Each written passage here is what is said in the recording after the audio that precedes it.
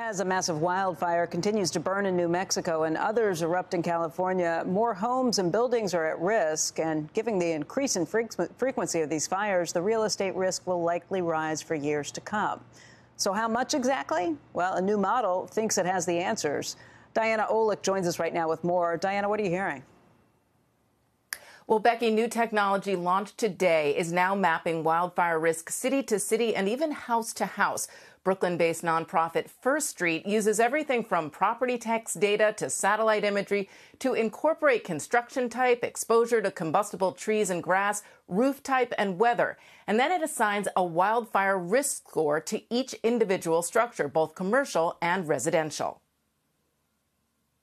We can then use supercomputers to simulate 100 million scenarios of wildfire today, and then another 100 million scenarios 30 years in the future with the forecasted weather conditions.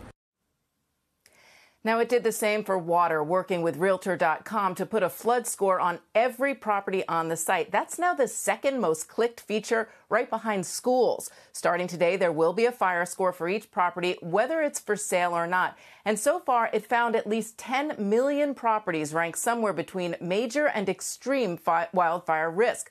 While flood risk grows by about 25% over 30 years, wildfire risk is doubling overall and jumping more than 200% in some places you might not expect, like New Jersey, Massachusetts, Florida, Louisiana, Alabama, and Arkansas. Big real estate firms like Nuveen are buying this data to inform their commercial investments. They're looking at both potential purchases as well as the properties they already own so they can reflect increasing risk in their underwriting. Back to you guys. I guess, how do you think this plays out just in terms of how much prices might go up as a result? I mean, that's going to be the big question for homeowners.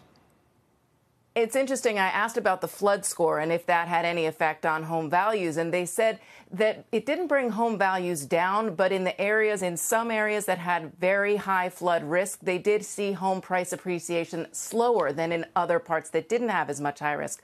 But you have to wonder, those places are going to have flood insurance anyway. And people are getting very savvy to this. So you could think that the fire risk might have the same effect on this. But they also said that they didn't get a whole lot of complaints about the flood score. I thought people would be up in arms about it if they thought their properties would be devalued, but they said they were really surprised they didn't.